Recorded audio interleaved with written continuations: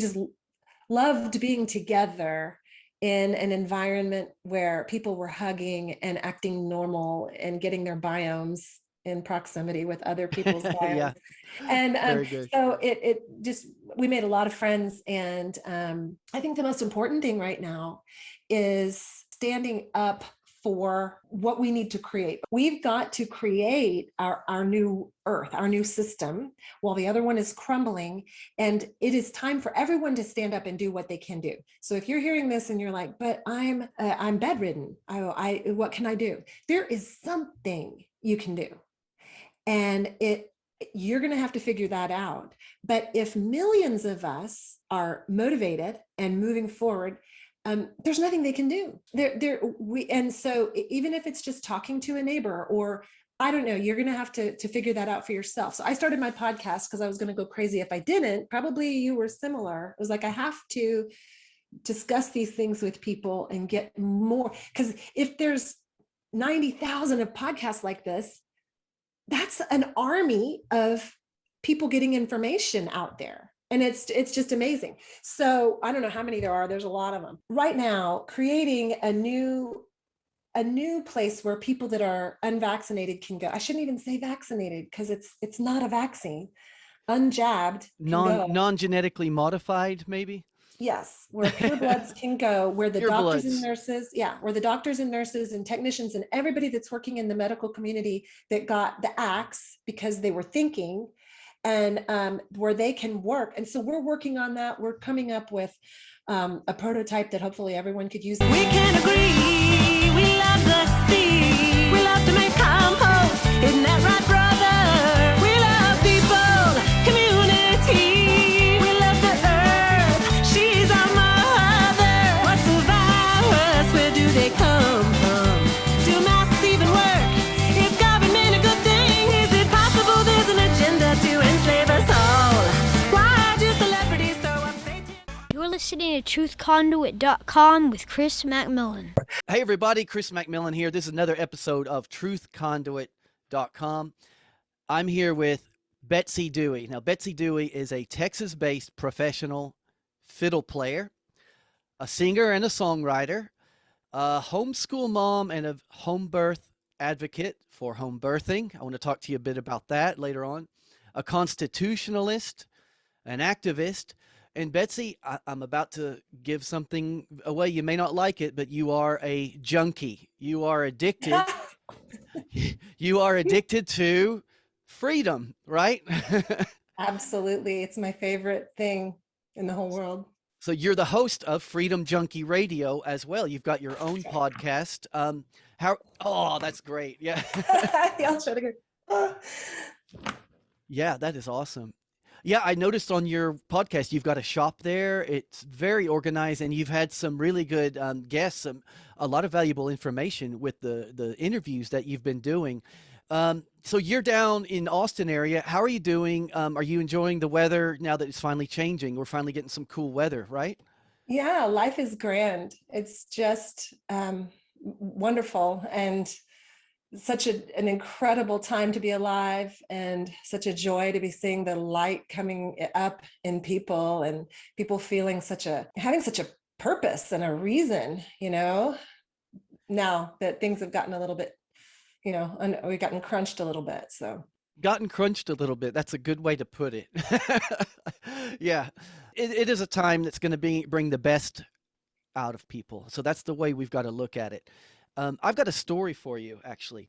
So Halloween, it was just 2 weeks ago now? It was Halloween night. It was the Saturday before Halloween, because remember, Halloween was on a Sunday this year. Mm-hmm. So it was the Saturday before Halloween, and we took the kids to a town called Lindale, Texas, where we met up with the other homeschooling kids. It was all right. It was a big square, a big fest. It was a bit crowded. Okay, we had a good time, kind of thing. And then we all jumped in the truck to go to a restaurant in Grand Saline, Texas. Okay, so here's the story. It's me, my wife, my kids, and a couple of the other kids in our that are friends with the other homeschooling kids. These kids are all between 9 and 11, basically, all 12. So we're all in the truck. We're driving along, and I put on this song called What's in the Vaccine. Yeah, we can agree. So by the time the song was ending, everybody in the truck is just singing along to the chorus, just really jamming it out. And everybody's like, oh, this song is great. So enter Betsy Dewey. It was your song. It was fantastic. And you've got a lot of other great music going on. Your podcast and your website, your music. I just wanted to start with, I really appreciate your ideas of freedom and liberty. You and I are definitely on the same page when it comes to that. I'm going to throw a huge question out at you. What sequence of events led you to the unshackling of your mind? Oh, that's a great question. How much fun. Well, I think it probably started with right around birth, because this is what's just coming to me, answering your question just as truthfully as I can. I was born deaf, and this is the story. I don't remember any of this, obviously, but it took them a while to figure out that I was deaf, because I was just a little, wiggle worm baby. But at some point, somebody was like, I don't think she's hearing us. And so they went and tried to figure out whether I was hearing, and I wasn't responding to voices or sounds. And so my mom took me, born in Houston, and she took me around to the specialists there, and they couldn't find anything physically wrong with my ears. All the little parts were there and everything, but I wasn't hearing. So my mom decided she was going to learn sign language and learn to have a deaf child. And my granddad got wind of it, and he was in Texarkana at the time. That's where they lived. And he was a man of great faith. And this is how the story goes. He was 65, and he sat down and had a talk with God and said, God, I'm 65 years old, and I've had a life of hearing, and I can't imagine this baby going through her life not hearing anything. So just take mine and give it to her. And I've never told this story publicly. I've told it to private friends and stuff. So this is a first. And he, the next morning, was it? Yes. The next morning he woke up and he couldn't hear a thing. And he got my grandmother and said, go call back and see if that baby can hear. And my grandmother was like, what are you talking about? He said, just do it. So she called my mom, and my mom said, what are you talking about? She said, just go humor your dad and see if Betsy can hear. And so she did something like got a pan and a spoon and went and banged it. And I responded, and I could hear.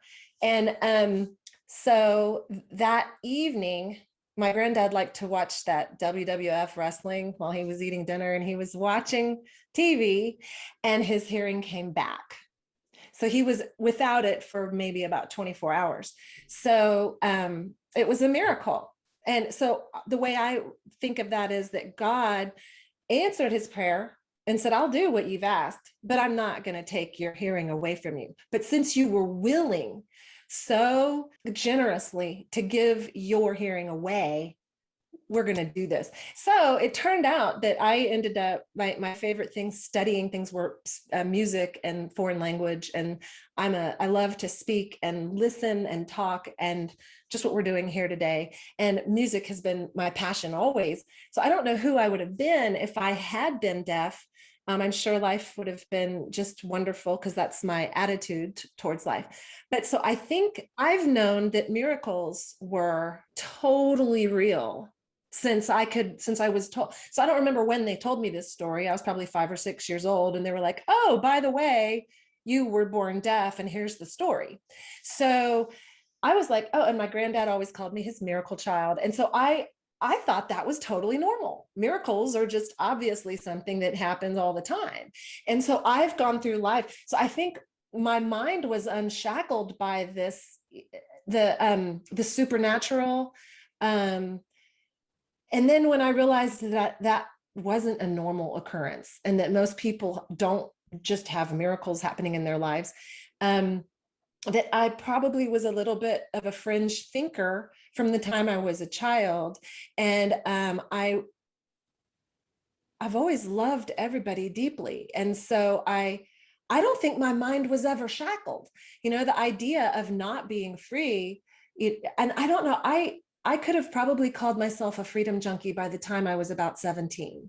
And I don't know why I had a really intense desire for independence and freedom. I wanted to be independent from my parents. I didn't want to lean on them for anything. Of course I have throughout my life, they're in my corner. But I wanted to do everything myself. And so whenever there was injustice or when someone's freedoms were being taken away, I started seeing it at a young age. I would say, well, I read Behold a Pale Horse in my mid-20s in the mid 90s.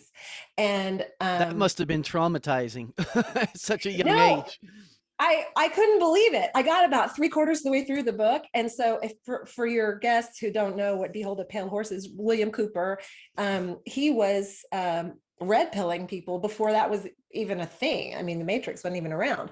And he had worked for the CIA and was basically a whistleblower explaining what was really going on in the world. And they bumped him off. He knew it would happen too, but he took one for the team. And someone handed me a copy of Behold a Pale Horse, and I was real grateful for it. I was in grad school at the time in North Carolina. And I got about 3/4 of the way through the book, and I had to shut it and put it down and just shake my head because I couldn't believe it.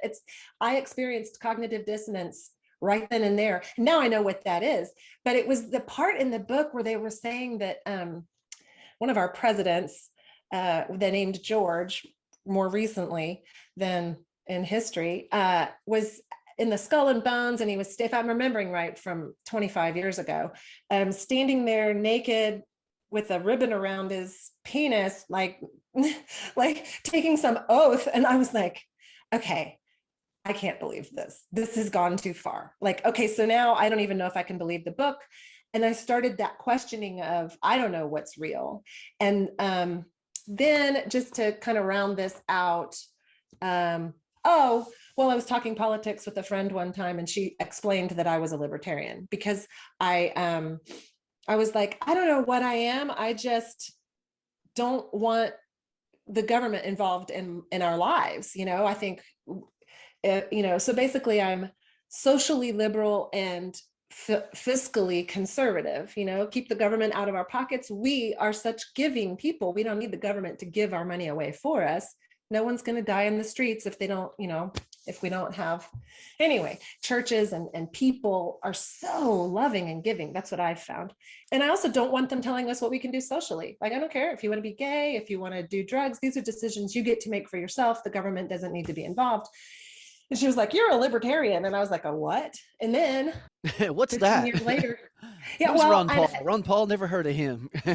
Yeah, well, I hadn't at the time. And so I don't know if this is something you know about me, but I ended up running for Congress as a libertarian in 2012. Yes, I had a question. I was going to ask you about that for sure. So I had never joined a political party until the NDAA passed, where our right to a fair trial was compromised. And I was like, this can't happen. And my husband says I trotted for Congress because libertarians don't go to Congress. So anyway, maybe that answered your question. And I wasn't sure what year it was. So you answered, it was 2012. The experience of doing that, what lessons did you take away from doing that? Because that must have been, that must have been a completely different universe for you, getting involved in all that. Right. I'm not a politician. I have no desire to be a politician. I took a lot away from it. And in the middle of it, my husband asked me, he was like, what could you be doing?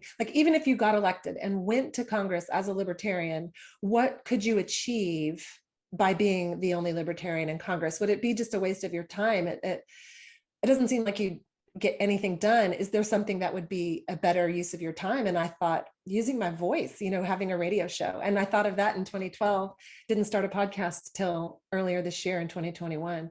And podcasts weren't a thing that I knew of in 2012. What else did I take away? Well, the first thing that was kind of awesome about it was that I had I had to know exactly where I stood on every issue, because when someone said, okay, well, where do you stand on immigration or whatever, I had to have an answer. I had to know. So I got real solid on what I believe politically. And that was a benefit. I had 2 little children at the time. We've always homeschooled. At my fundraiser, my biggest donor to my campaign was a Vietnam vet he's in a wheelchair, and he would take his government check and give it to libertarian candidates. And so I approached him at the fundraiser and I said, I really am interested in what you have to say to me, because you're my very biggest donor. And he said, I have 2 questions for you. One is, do you have your CHL? And I said, my what? And he said, your concealed handgun license. And I said, no. Do I need to? I'm a libertarian. Doesn't everybody want to be free? And he was like, no. And you need to be able to defend yourself. And that was an eye opener. And I had someone else tell me, even if you got to Congress and you started making waves and doing something, they would threaten your family. They won't let you do anything. And so I think I went into it a bit naively and came out a little bit wiser, and realized that I certainly, it's the 3 Ps, the power, prestige, and privilege. I never got to drink those things. And so I know that typically will warp people and get them off their path. And the other question he asked me was, do you listen to Alex Jones? And I said, yes, but I can't listen to it very much because it just bums me out. His knowing what's going on in the world on a daily basis. I mean, I got to be a mommy to a 2 and a 5-year-old. So I can't do that. And he goes, get beyond the delivery. The information is important. So I started listening again a little bit more to Alex. It's the same thing though. I can't listen daily because I have to be a light. It's too much. No, I know. Yeah, I took a step back from Alex Jones as well for the exact same reasons, but that is excellent advice. Here's what's on the table. Take what you need, leave the rest, Mm-hmm, mm-hmm. We can't process all of that. We weren't meant to, I'll give Alex Jones credit where it's due. 10 years back, maybe, when I first caught wind of his show, that was what spiraled me down the rabbit hole. And then I started to get, like you said, it gets a bit too, some of the headlines, I'm going, oh no. And then you go in, it's like not such a big deal, but exactly. He nailed it. He has nailed it in the past. He does still nail it every once in a while. He gets it right. He's got a great team of reporters. He's recently, did you see him on, it was just 2 nights ago, him and Joe Rogan and Luke Radowski and Tim Cass, they were all hanging out in the RV. Did you catch that? That was very good. Yeah. What did he say? Not the delivery, the message. Get over the delivery. The information is important. Yeah, exactly. And you do have to take a step back every once in a while. No, that's an amazing story, what you told me about your granddad and you being deaf. So you were a baby. I mean, I really appreciate you sharing that. That's amazing. Yeah. So, it's a crazy story. Your kids were born around the same time as mine. My daughter was born in 2012. So it was and my son was born in 2010. So it's good. They're at a great age right now. They've never been to school. We homeschool. We're having a blast doing that. The biggest challenge that I've had as a homeschooling parent is, well, there's been a few, but screen time. How do you handle that? Because that's been the bane of a lot of homeschooling parents. Yeah, well, everything changed over COVID when everybody was kind of, at the beginning, locking down. And before that, we were trying to sail around the world. We were living on a sailboat. And so we had downtime where we allowed more screens than we ever had before. So we've never been a family of no's. I just say yes is kind of our motto. And the more when your kid asks you anything, Mom, can we stop and read this book? Mom, you say yes, let's do it, because that's fun and exciting. And you never know what's around the corner when you say yes. So, we dipped into all kinds of, my oldest is 15 and my youngest is 12 now. And we've done all kinds of different types of homeschooling. I'd say that we've landed on unschooling. But But if you're a real unschooler, you will be like, oh, she's not an unschooler. And it's true. We do. I mean, they do math and they're studying foreign language, and I make them do things which unschoolers don't, from what I understand. That's amazing, But, Betsy. Sorry to interrupt, but I'm pretty much the same. We are on the more of the unschooling side, but not completely. We do say, there's a bit of structure there, but yeah, go on. What were you saying? Well, so when they were little, we had no screens, zero. We don't have a TV. I don't do, I mean, I have a Facebook account and I hop onto Instagram from time to time, but we really don't, mainstream's not, I'm not getting my information there because I know that that's all brainwashing crap. So when did we start Paw Patrol and the Kratz brothers? I don't know, at some point we allowed some screens, but we were just out in nature so much and doing things and going places that we read books every single night to the kids when they were little. So I think when they're little and their minds are developing, it's easier to say, because they don't even know they exist, and obviously your ones that are coming later, like if you have 5 kids, your little one's going to see screens because the older ones are watching them. So that gets a little bit more tricky. That's true. Yeah, I hadn't thought of that one. There's so many different ways to handle it. And I don't think that video games are bad. And I don't think, there's certain ones, obviously, like Grand Theft Auto and things like that they have but no one has any business playing. Why would you put yourself through that?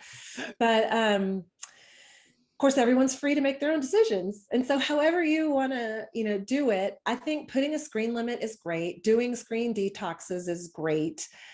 My 15-year-old has made, so I also put decision-making in their hands. Instead of saying you can't, don't do drugs, don't do alcohol, don't do, this, it's like, I can't say you can't, because technically you can, and that decision falls in your lap. You have to make the decisions in your life. I can't make them for you.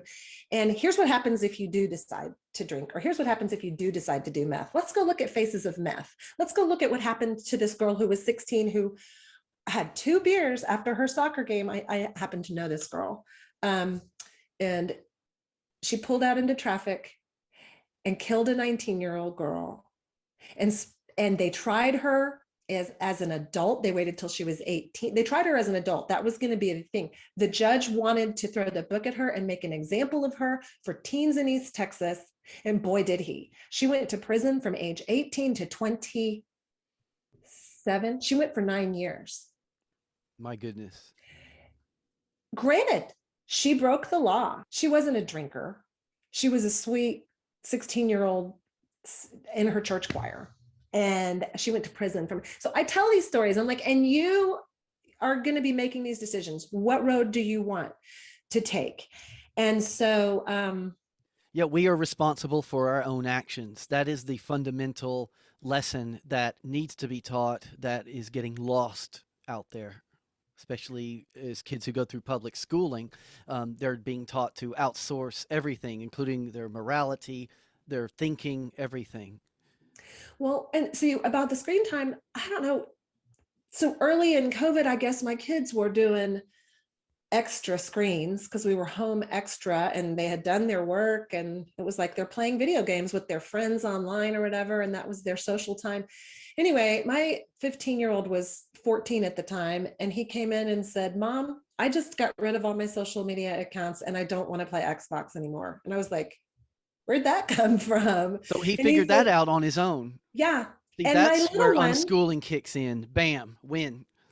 And my little one, they're both aware of dopamine hits and how every time you walk past your phone, you're tempted to pick it up, because even if someone has just texted you, it could be with bad news. But when you see that text, like, oh, you get a little dopamine hit. And we're all addicted to the little dopamine hits that we never used to get. I mean, maybe if you saw a rabbit hop across your path, you'd get a little dopamine hit. But how often does that happen? You can get them every day all day long with these things. And, if you post something on social media, this, and then you go back to see if someone said something or reposted it or whatever. And they're aware of that.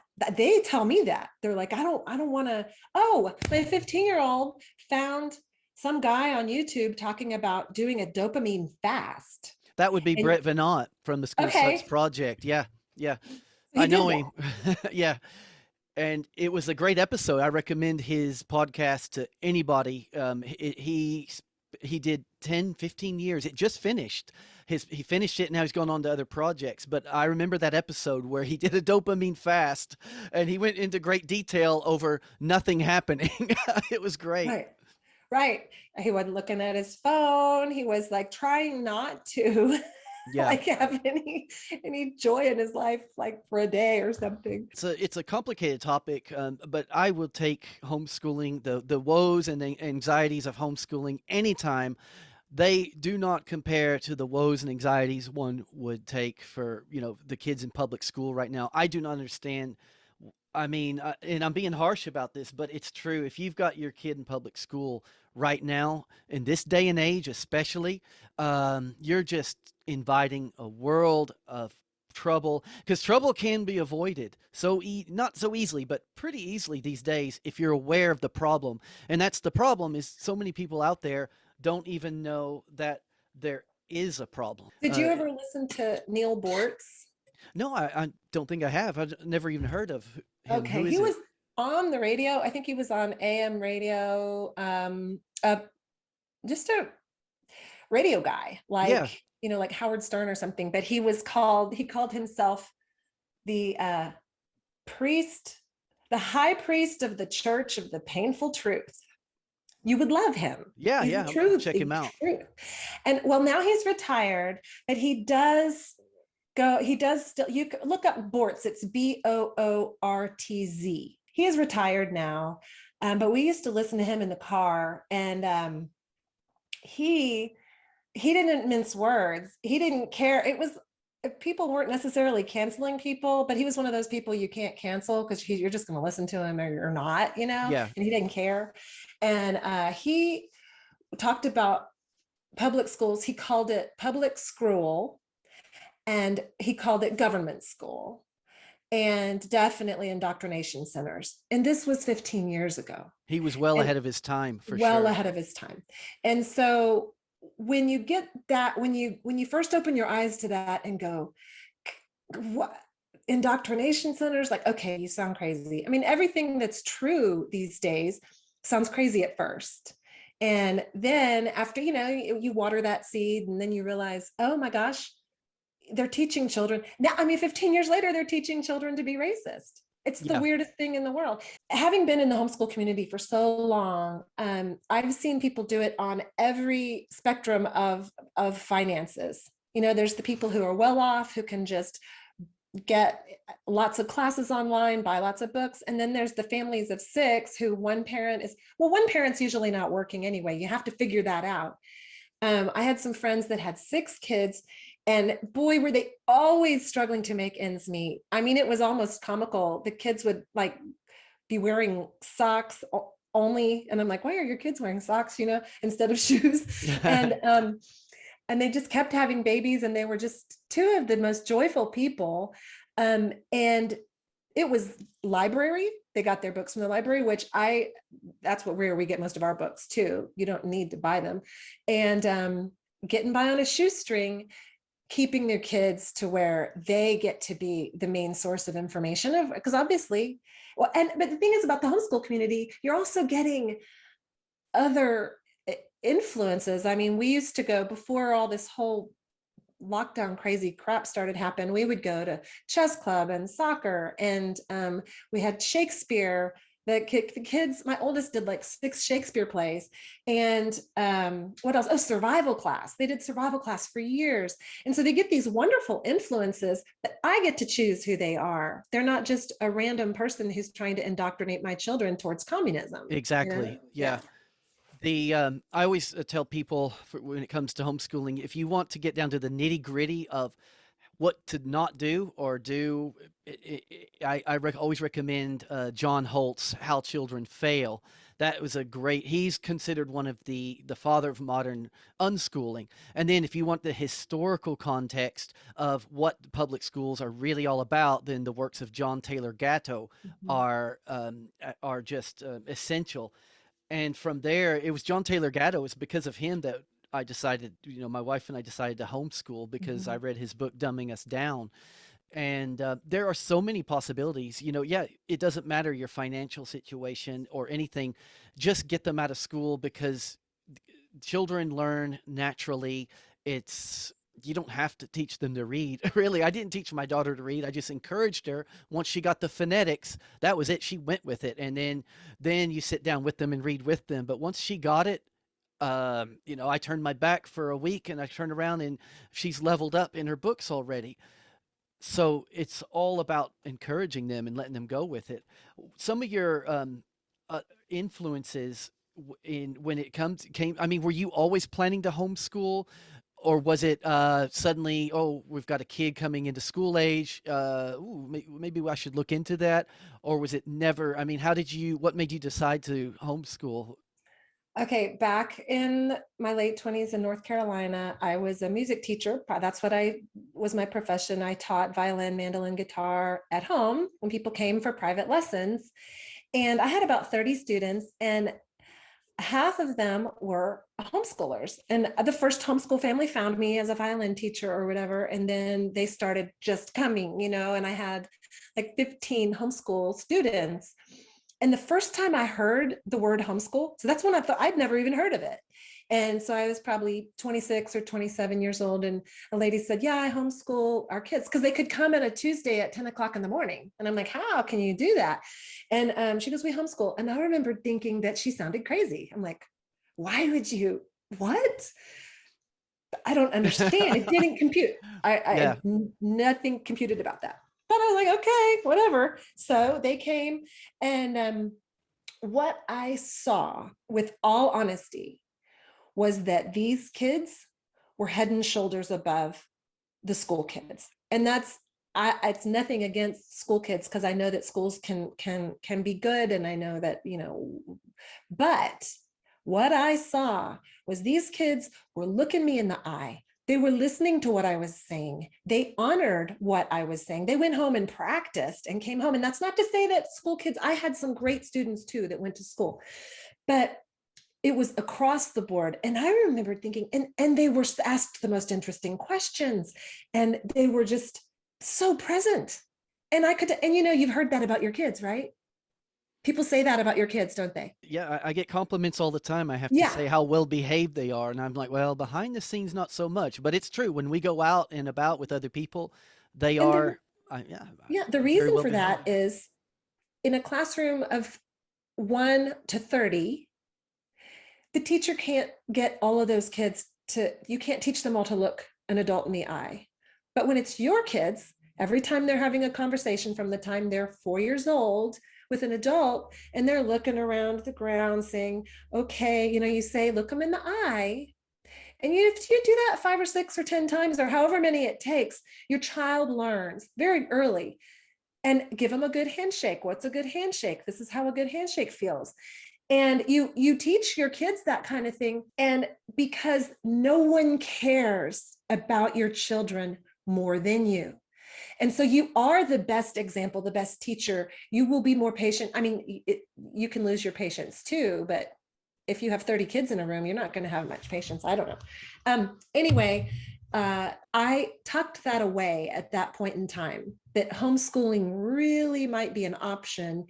And then, of course, the freedom lover in me, and recognizing early on just the freedoms that come along with homeschooling are innumerable and amazing. You can be whatever type of family you want to be. If you want to sleep late and be night owls, and if you want to stay up until 2 o'clock in the morning and look at the stars and get a telescope, you're not worried about, miserable children in the morning waking up and trying to go to school. You can get into things. If your kid gets into looking at the stars, you can spend a month really digging into that and learning all about that. Then the freedoms that come along, like, oh, you can go to the Tuesday 10:30 in the morning matinee when no one's there. Or you can go skiing, take a ski vacation in the middle of January when prices are practically half price and no one's there. And you get to have this amazing experience in life that most people don't even know exist. We're kind of on the same path. It's very interesting. Yeah, I wouldn't have it any other way. To just, you've got to take your freedom, because if you don't, they're going to just keep chipping away at it at every step of the way. Well, and also we're going to have kids that are not conformed. They're going to be their own unique individual. They didn't study Common Core math. They didn't study the same thing that everyone in their state learned. They read different books. They're going to be a unique individual. Everyone is, but they're going to have a totally different petri dish. So that's kind of fun. Have you heard of Michael Badnarik? Yeah, I know him. Yeah, so do I. So do I. Yeah, in fact, my wife and my kids, we were in Austin 2 summers ago, and we took him out to lunch. He's got his constitutional course that he does, because I saw that you studied the Constitution. So, and he was the Libertarian presidential candidate. What year was it? 2004? Was before I went. Yeah. Yeah. And he's quite a character. I think of him as a modern day Clint Eastwood. He doesn't no nonsense kind of. He doesn't take any crap off anybody. That guy. So he's down in Austin, and I've heard he's recently moved to San Antonio, or he's going to be moving there soon. So, but he has a course that he does online teaching about the Constitution, and it's doing very well these days. And anytime I mention stuff like that on these interviews, I definitely add it into the show notes. I always put all the links, everything that we mention, I always link everything in. So anyone listening go, oh, what's that? But yeah, Michael's a great guy. And when you were, I don't know, it just occurred to me earlier, he's in Austin. He's been in Austin as well. He knows Texas history so well. You sit down with him, you will get the best Texas history lesson ever. And he sat down with my kids, and he was telling them all about Texas history that time. And it was just a priceless moment to have a guy who ran for president, a teacher, a scientist, a teacher, a constitutionalist, just hanging out, talking to your kids. He was such a good influence. He was a friend of an acquaintance of mine. And I believe I've met him, and I know exactly who he is. Thank you for reminding me of that and telling me about the Constitution class, because that's something that I have been kicking around. I was going to reinvent the wheel and put together a Constitution class for about the ages of my kids, and then invite some of the community over, and if we're learning anything, that should be it. That leads to, hold that thought. I do want to ask you about your New Earth Freedom Action Network. His book, It's Good to Be King, I consider it an essential homeschooling book for anybody. Okay. It's an easy read. It takes what could be a complicated subject, put into a very entertaining and true Badnarik in his voice. He's funny. He's very bitter, sarcastic, and funny at the same time. But I definitely recommend his book, It's Good to Be King. But yeah, I noticed you're doing something with that. What exactly is that? You've got the New Earth Freedom Action Network that you've got going. Is that kind of what you were talking about? As far as, no, just in the homeschool community, when you see something that needs to be, like, if you're like, gosh, I wish someone were teaching a Constitution class, then you just do it yourself and create that and put it out there. And then all of a sudden you have all these new friends, and, so I was just going to do a Constitution class. No, the New Earth Freedom Action Network is about people starting up their own know your rights groups, and about reaching people who might be isolated. I think right now we're okay.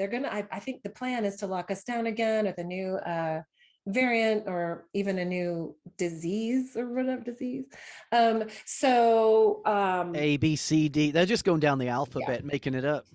So one of the things that changed my life in such a wonderful way this year was that I got invited to a Know Your Rights study group here in Austin. And so I have been passionate about helping people to start new ones of those anywhere where they are. And you can start out with like 2, 3, 4 people.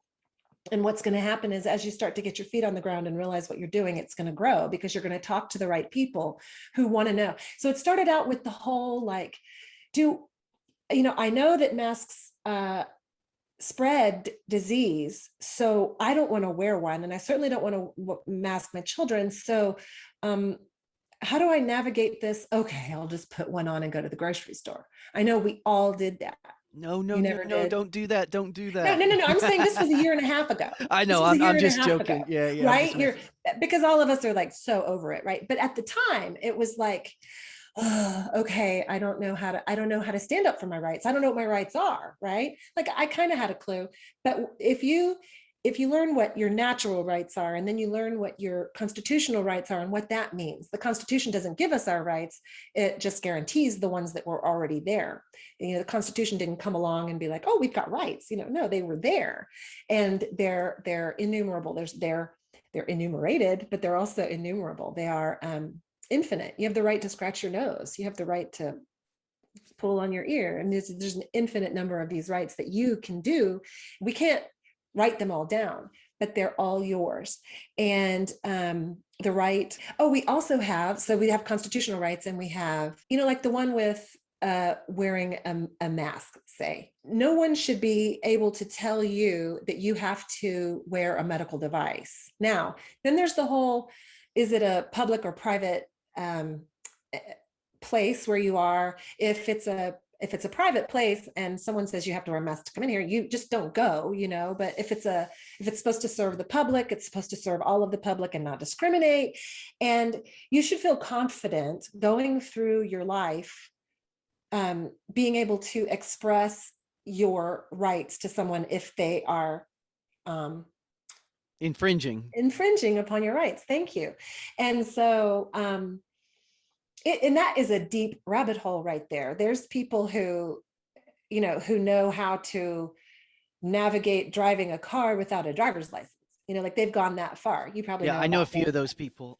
Yeah, I mean, there's a lot going on when you start digging down that hole about whether our country is even a corporation as opposed to a true sovereign nation.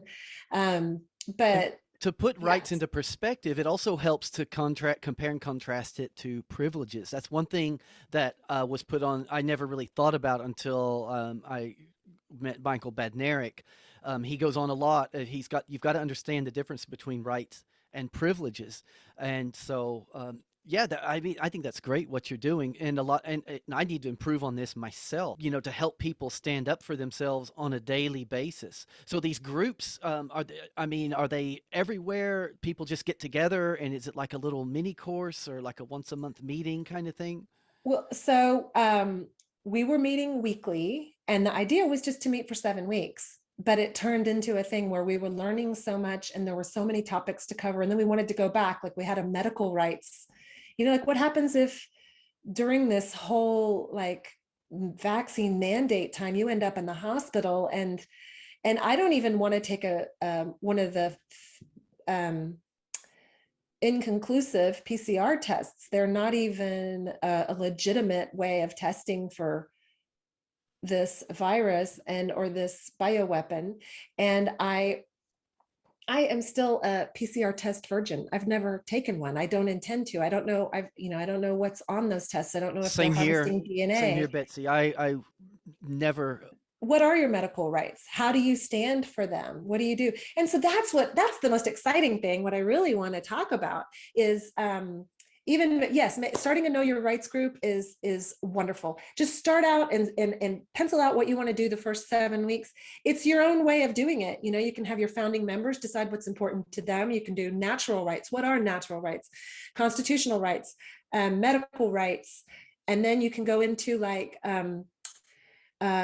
dealing with local authorities and the best way to go about that. You could have a sheriff come and talk to your group. You can do anything you want, but the idea is to start getting together and discussing what are our rights and how do we maintain them, because we have to use them or we're going to lose them.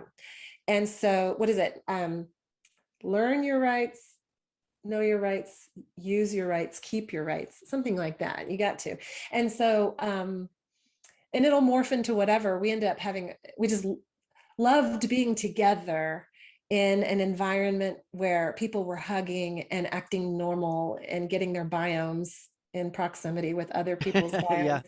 And very good. so it just, we made a lot of friends. And so it's right now around the holidays, we're really not meeting a lot. And I can't always go, I've got stuff going on certain nights when we go. But I think the most important thing right now is standing up for what we need to create. Okay, I'm here. It's coming back to me. I lost it for a second there. We've got to create our new earth, our new system, while the other one is crumbling. And it is time for everyone to stand up and do what they can do. So if you're hearing this and you're like, but I'm bedridden. What can I do? There is something you can do. And you're going to have to figure that out. But if millions of us are motivated and moving forward, there's nothing they can do. And so even if it's just talking to a neighbor, or I don't know, you're going to have to figure that out for yourself. So I started my podcast because I was going to go crazy if I didn't. Probably you were similar. It was like, I have to discuss these things with people and get more, because if there's 90,000 of podcasts like this, that's an army of people getting information out there. And it's just amazing. So I don't know how many there are. There's a lot of them right now, like creating a new place where people that are unvaccinated can go. I shouldn't even say vaccinated, because it's not a vaccine. Unjabbed, non-genetically modified, maybe. Yes, where purebloods can go, where the doctors and nurses, where the doctors and nurses and technicians and everybody that's working in the medical community that got the axe because they were thinking, and where they can work. And so we're working on that. We're coming up with a prototype that hopefully everyone could use. There's a guy that I've learned about who's out of Idaho. He's already doing it. So we're going to try to prototype off of him too. Starting your own urgent cares, starting a new banking system where we're banking with each other instead of the central banking system. Obviously finding your local food sources, and just everything that there's a new earth that's going to emerge at some point, and we've got to be building it, and the sooner the better. So that's kind of my passion right now. I suppose you know John Bush then? I do. Yeah, he's down there in Austin. Yeah, I know John as well. Yeah, the Freedom Cell Network, and him and Derek Bros got that going, and so they are growing exponentially right now, just doing exactly that, trying to create their own independent systems in preparation for the time when a lot of important ties are going to be severed, like our dependence on the fiat currency, things like that. These groups then, are they growing? I mean, maybe I could find one in my area. I mean, it sounds like something I could definitely use. You just start one, because honestly, ours is too big. Ours got to be close to 60 people, and it's just too big. We need somebody to split off and do. So just create a Know Your Rights study group. And that's where I've posted a couple of videos that I interviewed some of our founding members. And I posted just a basic on freedomjunkieradio.com, just how we had our first little, just the skeleton of what we were planning to do. And you just go from there, and people will start inviting people, and you'll meet people in your community that you're so glad you met. And it's really wonderful. The light on this side, like David Martin said recently, the evil agenda was not prepared. They didn't, it wasn't that they weren't prepared. They weren't expecting it. We've got a lot of light and a lot of love and a lot of joy. I'm looking in a morbid kind of way. I'm looking forward to what's coming, because when they start really pushing people into the corner, it's going to be interesting to see who comes out of the woodwork, who really knows what's going on. People you would never think, so many professions, people are going to start stepping down, saying, no, we're not going to get genetically modified. We're going to take your experimental injection. A lot of speculation, what is it all really about? You have to put a lot of historical context into what's actually going on. And it goes back to the day. I mean, in modern times, I will argue it started with Cecil Rhodes and then the Round Table and the Milner Group. And from the UK, it migrated over to the US. It's just the same old scumbags trying to rule the world. And then eugenics, technocracy, you add it all in and it all adds up and round we go. Some people will argue it goes far back as Plato's Republic. Just fundamentally, it's the idea that some people think they have the right to control others and others just want to be left alone. That is the story of mankind right there. You know, Betsy, what's in the vaccines? I like to ask the question too. You can. I'm not literally asking you that. I'm kind of leading into that the song that you've got that's so popular right now. It's so fun and so hard hitting. It's just a great song. What made you? I suppose you just decided to write it, sit down, and let's make another song. No, songs come to me. I'm not a songwriter that sits down and says, I'm going to write a song right now. I know I'd be a lot better songwriter if I did that. That's what Willie Nelson said to do. He said, so you think you're a songwriter? Write 100 songs, throw them away. Your 101st will be a hit. I don't think I'm to 100 yet. I'm probably getting close, but it's been a long time. And that one, I don't even remember. I remember the one that I've released since then. I don't know if you've heard it or not. That Alex Jones was right. Did you hear that one? I just heard it this morning when I went to your YouTube channel to brush up. The song you did about Mama Don't Mama, that was very good. Mama Don't, yeah. Mama Don't, yeah. You guys were all out on the boat. What lake was that? Lake Travis. Okay, nice. So yeah, Alex Jones was right. I actually did hear it this morning for the first time. Yeah, that one, I remember exactly. I remember exactly what I was doing when I wrote that song. For months, I had been thinking someone needs to write the song. Alex Jones was right, because he's just been vindicated so much this year as far as having called out the way they were going to roll out a disease and then try to vaccinate us all, and just thing after thing. And then it was the 4th of July weekend, and we had friends out and we were hanging out, and the melody and the words of the chorus just hit me. And I was like, excuse me, everybody, just give me a few minutes. And I went and sat down in the living room and started writing the song. And someone came in and like, what are you doing? I'm like, I'm writing a song. Oh, wait, and they come really quick because I'm hearing it.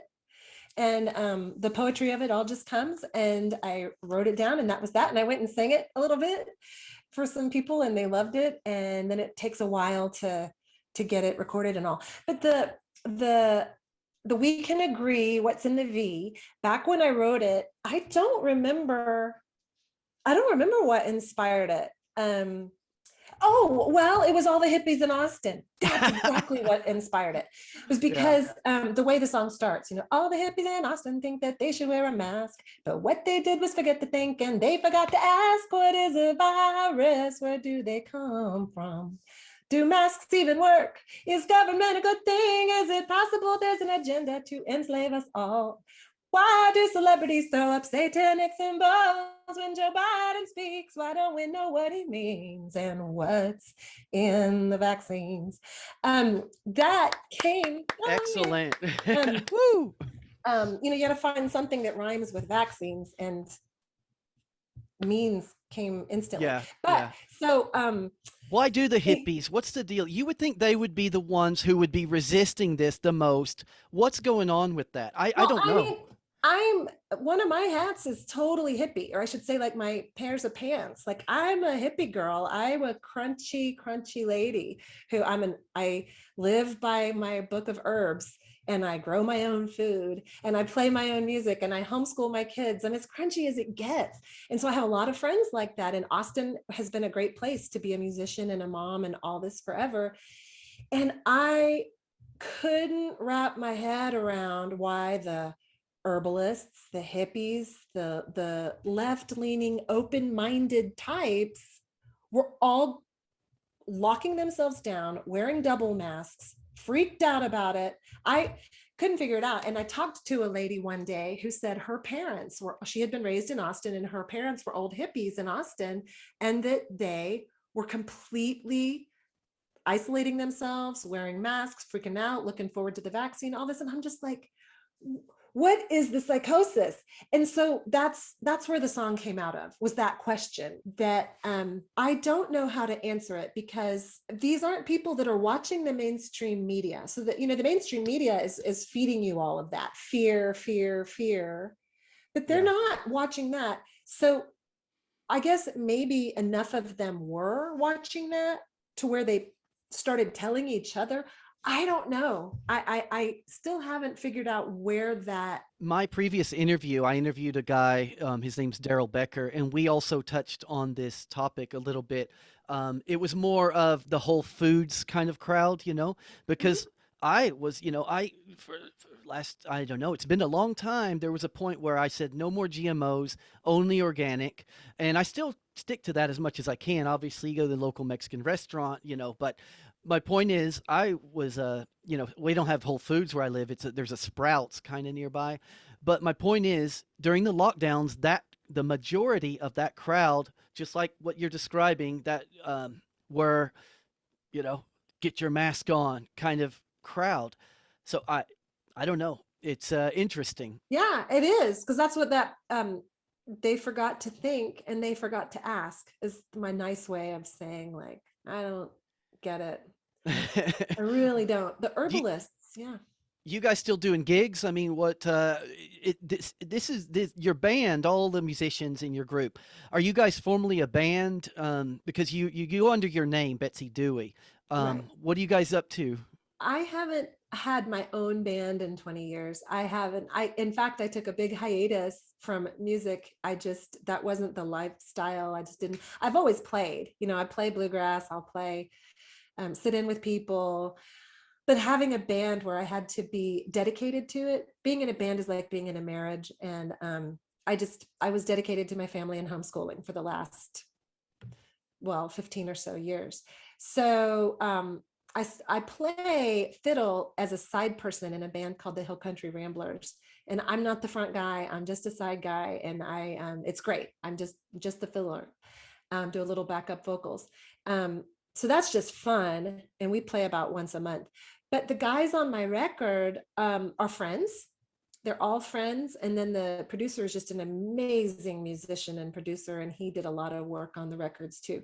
So if I needed to play my songs right now for people, I'd have to get my band together, which we could do in a hurry.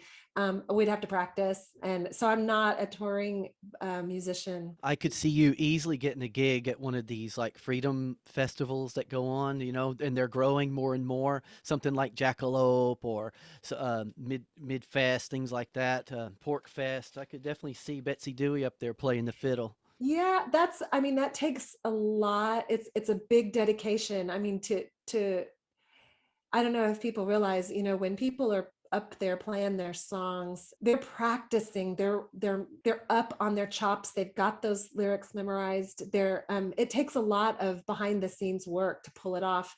And that's just not where my focus is right now. I mean, I'd love to. I wish I could just be like, hey guys, let's get together and play this festival Friday. And all of them are the same way. We're all at that point in our lives where we're parents and we've got other things, going on. So I honor the music when it comes. I'm hoping to release an entire album in the first half of 2022. So. Oh, really? That's exciting. Yeah. Just because I don't want to go to my grave with my songs in me, literally. Yeah. Because on your channel, you've got about 6 songs out, or more or less. How many out there? And you've made a few really nice music videos to them as well. But I guess, in the bigger picture, if you've got 100 songs in your head, 6 to 100, you got work to do. Oh no, I had my own band back in North Carolina in the 90s called Betsy and the Gene Pool, and we had a record back then that's just unavailable. And so I've got lots of songs. I'm just going to put out a solo record as a 50-year-old. I don't know if anybody does that, but I'm going to, just for fun. Are you from North Carolina? No, I'm from Texas. I'm a okay. You were just up there studying. Mm-hmm. Okay. Yeah, I know you mentioned you were born in Houston, but then, you were talking about North Carolina quite a bit. I say I was bred in Texas and buttered in North Carolina. There you go. I like that. you've got your Freedom Junkie podcast. You've got that going on, and you've got some great interviews on there. And then you've got the new. It's all on your website. Is it Freedom? What's the website? Freedom Junkie Radio. freedomjunkieradio.com, and BetsyDewey.com is going to go live pretty soon too. It's just not right now. Okay, what's that gonna be about? Well, Freedom Junkie Radio is really about the podcast. So BetsyDewey.com is going to be about everything else. It'll be a link to the podcast, but it's I wrote a book called Birthright, which is about home birth, and it's about, well, let me come back to that. So it has a page for the book. It has a page for the music and how to find it. And then it has a page for the podcast and a page where you can shop. Where you can buy like a Alex Jones Was Right t-shirt. But that's also on Freedom Junkie Radio. I'm trying to remember. I'm putting the website together right now. So it's just, and my blog. I used to write a lot. About natural living and homeschooling and home birth and all that. And so that archive of blogs, I'm going to dig up and post again. But the home birth thing it's such an amazing thing. If you're in the 93% that can pull it off without, needing an intercession, so like 7% of home births end up transporting to the hospital. So it's fantastic that they're there and able to help us when we need it. But 93% of the time, women and babies can pull it off on their own. And it's, to me, the idea that that's been taken from us in a way, like, we'll do this for you. You don't need to do that. It's a rite of passage that nothing else can even come close to. And it's beautiful, and it's quiet, and you can have your gentle music playing, you can be drinking tea, you can be eating, you can be walking around, you can be talking on the phone, you can be doing anything it's a freedom thing, right? Yeah. And so I was so inspired by the knowledge that I gained from my midwives during the experience of being pregnant and giving birth with both of my boys at home, that I instantly wrote a book after the second one. It started after the first one, but ended after the second one. And it's everything I learned from my midwives. And I wanted to give it, there's plenty of books out there if you're like, I'm going to have a home birth. I wasn't competing in that market. My book is for the 97% of women who are planning on just doing it in the hospital because they're not getting the information. I mean, there's information from how to not tear to how to stay pregnant, how to eat right so that you have a healthy baby. There was so much information that I was like, I don't even think doctors know this stuff. And so I wrote the book. It's called Birthright by Betsy Dewey, and you can get it on Amazon. So I'm really glad I asked. I didn't realize you had written that. So I'll definitely link that in the show notes. And the 7% that do have to get whisked away to the hospital, this is where the know your rights kicks in. Okay. So if something has to happen and you have to go in, better know your rights, better be prepared for that battle. It's better to be prepared for that conversation and not have to go in than to have to go in and you're not prepared for that conversation. Your advocate needs to know that conversation. If that's your partner or your mom or whoever's going with you. True. Yeah. Because you may not be in any condition to talk at all. A couple of friends of mine in my East Texas group, they just literally 3 months ago now, they had a couple of twins, and it was originally going to be a home birth, and they ended up having to go into the hospital, and it was fine. It worked out fine. They were prepared, and they nipped a few things in the bud early, bam, bam, and they were out of there. There was no problem. They were they were planning to have home birth. And in fact, I know my other friend out there, April, she's done it a couple of times. She used the bathing pool. What's it called? Where you into the water? Yeah, just a birthing pool. The birthing pool. It's not too different from like a baby pool. It's just a little. Yeah. We tried both times. We had one set up, and I didn't make it. That things would happen fast, or just. Yeah. I wanted to give birth in the water, but it didn't happen. That's amazing. I mean, I'll definitely recommend your book. So good. So you've got that. You're getting your website together. You've got your book out there. Anything else you want to plug in that you've got going on? I just want people to stay up and keep their vibe high and do whatever that takes, which obviously is like good nutrition and exercise, get out and take a walk, get in the sunshine, hug people, get in the vibrations of people that have high vibrations, listen to music that uplifts you. There's so many things you can do to keep yourself up, because everything that we're bombarded with, it from the music with horrible lyrics, or the stuff that you come across on the internet that is pushed on us, or the news, or anything. It's meant to keep us in fear and meant to keep us unhealthy, because fear makes you unhealthy. And if we are healthy and vibrant and coming together, we get to move forward. There's so many wonderful things going on right now. And I want people to I guess I'm blathering about what I would leave people with. And it's just, humanity is resilient, and we're going to make it through this, and we're going to thrive on the other side. In fact, things are going to be so much better than they ever have been, because we've been held in a certain way captive by our banking system. That's going to fall apart. All these things, like, why do we have to get packaged food? I mean, you can, that's fine, but you can also grow your own food. Go stick seeds in the ground. And anyway, there's just so many wonderful things that are going to come. A new way of looking at medicine, like that a lot of us have wanted, which is like, instead of, okay, I've got headaches, instead of going to the doctor and then being like, well, here's medication that'll end up giving you liver trouble, and then you'll come back for that. Instead of that, being like, okay, well, what are you eating? And how are your relationships? Maybe because you just see a therapist, or did you have some trauma? Is there something, I mean, there's just so many ways, or herbs maybe could help you. And you could go acupuncture, you could go through all these different things before you finally end up with the pharmaceutical. But doctors get paid to give us the pharmaceuticals, whole other conversation. So that's all going to change. The doctors are going to make more money if we don't show up, because they can be, anyway, there's a lot of really great things happening. I appreciate being on your show so much, Chris. This has really been fun. All the hippies in Austin think that they should wear a mask, but what they did was forget to think, and they forgot to ask, what is a virus? Where do they come from? Do masks even work? Is government a good thing? Is it possible there's an agenda to enslave us all? Why do celebrities throw up satanic symbols when Joe Biden speaks? Why don't we know what it means and what's in the vaccines? All the hippies in Austin think what the TV says is true, but the narcissists in Washington care about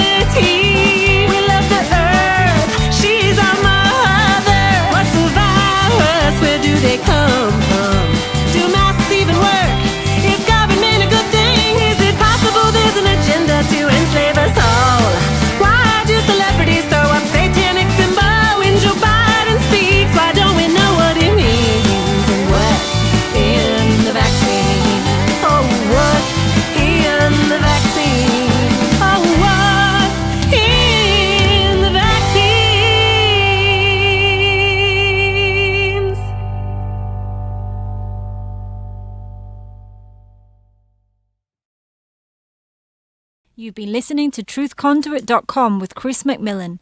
Go to the subscribe page and sign up to get notifications of the latest posts.